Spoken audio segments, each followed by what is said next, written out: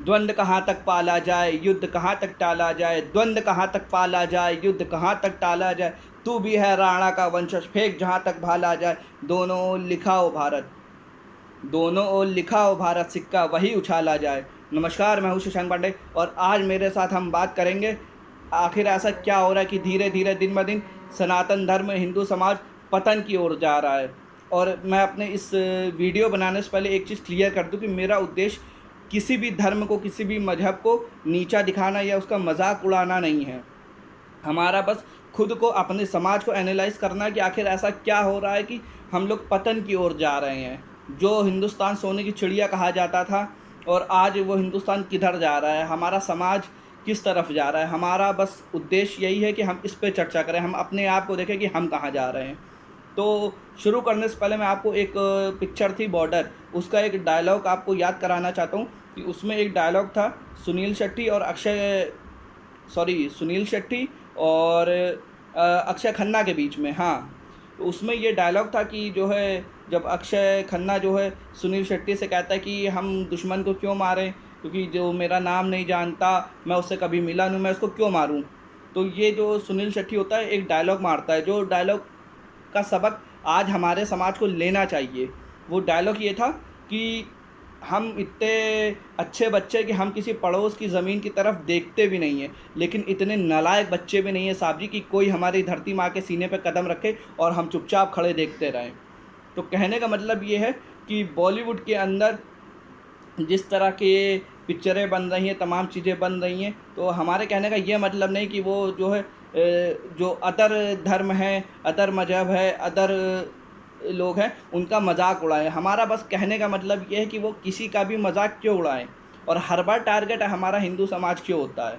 क्योंकि बहुत लोगों ने गौर किया होगा, नहीं किया होगा, लेकिन मैं काफ़ी समय से काफ़ी चीज़ें देख रहा था। मैंने एनालाइज़ किया कि एक पिक्चर आई थी चाहत, शाहरुख खान की पिक्चर थी जिसमें गाना था चाहत दुनिया चाहत ये। तो उसमें एक गाना था, आपको याद होगा, जो हमसे बड़े हैं उन्होंने तो देखी होगी, उनको मालूम होगा। उसमें एक गाना था कि डैडी कूल कूल कूल मेरा बेटा फूल। तो इस गाने में बीच का एक स्टैंजा मैं आपको याद दिलाता हूँ। उस स्टैंजे में था कि मैं पंडित को मार भगाऊंगा तो पंडित की ऐसी की तैसी मैं खुद पंडित बन जाऊंगा। तो ये क्या चल रहा है? आपका समाज, आपका धर्म, आपके जो धर्मगुरु हैं, धर्मगुरु से मतलब ये कि जो आपकी ज़िंदगी के हर ज़रूरी काम कराते हैं। जैसे जब आप पैदा होते हो तो उसके बाद आपके जो भी संस्कार होते हैं, जैसे मुंडन हो गया और भी तमाम संस्कार होते हैं। और इसके बाद जब आपकी मेन शादी जो होती है, उसके बाद आप जब दुनिया छोड़ के बैकुंठ भी जाते हो, प्रभु के निवास जाते हो, तो भी आपके कई सारे इस तरह के संस्कार होते हैं। वो आपके पंडित लोग करवाते हैं। तो वो एक तरह के आपके धर्मगुरु हैं। आप अपने धर्मगुरुओं की इज्जत नहीं करते और खुद की इज्जत करना है तो दूर, सामने वाला जो मजाक उड़ाता है आप उसका विरोध नहीं करते। क्या आपने कभी देखा है कि जो है मुस्लिमों में भी कुछ लोग शादी करवाते हैं और इन लोगों में क्या नाम, क्रिश्चियनों में भी शादी करवाते हैं। तो एक तरह से वो अपने धर्म के धर्मगुरु हुए। क्या उन लोगों का मजाक बनाते आपने देखा है? नहीं देखा है। किसी ने कहा है कि मुस्लिमों को जो धर्मगुरु हैं, जो कबूलनामा करवाते हैं, उनका मजाक उड़ रहा है? जो शादी करवाते जीसस लोगों में, जीसस के जो वंशज हैं यानी कि ईसाई लोग, उन लोगों का मजाक उड़ाते देखा है आपने? नहीं देखा है। क्यों? क्योंकि वो लोग अपने लोगों के मजाक को ना करते हैं ना सहते हैं, और कोई करता है तो उसका डट के विरोध करते हैं। लेकिन हम लोग तो सोए हुए हैं ना। कोई भी आ जाता है ऐरा गैरा नथु गैरा और मजाक उड़ा के चला जाता है। अभी मैं एक और मूवी देख रहा था, ये आपको भी मालूम होगी, तेरे नाम। तेरे नाम में रवि किशन पंडित बने होते। इस दो कौड़ी के सलमान खान को क्या पड़ी थी कि वो पंडित बने और ब्राह्मणों की चोटी कितनी बड़ी होती है और वो हरामखोर चोटी में सिगरेट छुआ रहा था। और हम कितने मूर्ख है, कोई हमारे धर्म के गुरु का मजाक उड़ा रहा है, हम हंस रहे हैं। और यही हमारे पतन का कारण बना हुआ है।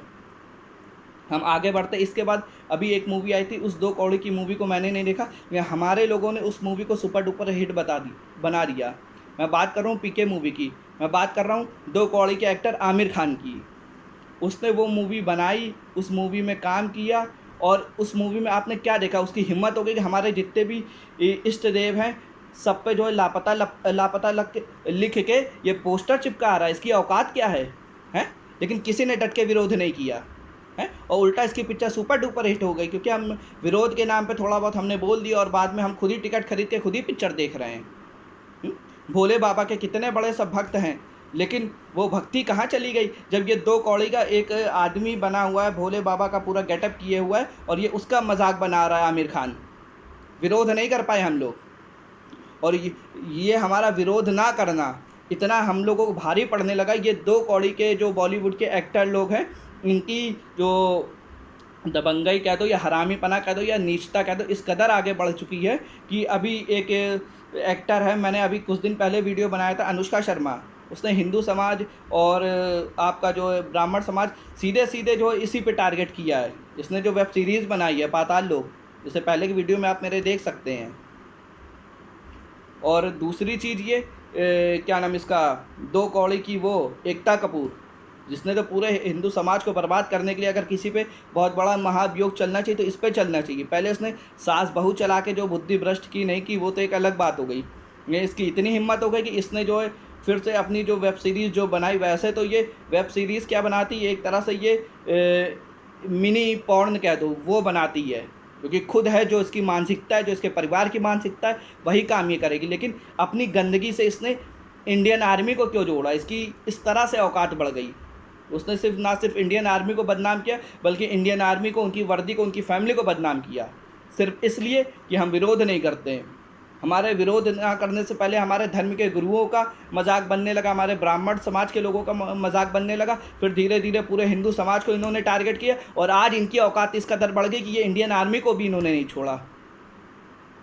आप खुद सोचिए, पहले उसने पंडित का मजाक बनाया जो आपका धर्मगुरु था, फिर धीरे धीरे पंडित की जो चोटी वगैरह होती उसका मजाक उड़ाया, फिर इन लोग की औकात इतनी बढ़ गई कि सीधे सीधे हमारे जितने भी इष्ट देव होते थे उनकी फ़ोटोएँ लगा दी और नीचे लापता लिख दिया। और उसके बाद तो इसके दुस्साहस इतना बढ़ गया कि इसने सीधे सीधे एक आदमी जो भोले बाबा का पूरा गेटअप किया हुआ है उनका मजाक उड़ा दिया, लेकिन हम चुप रहे।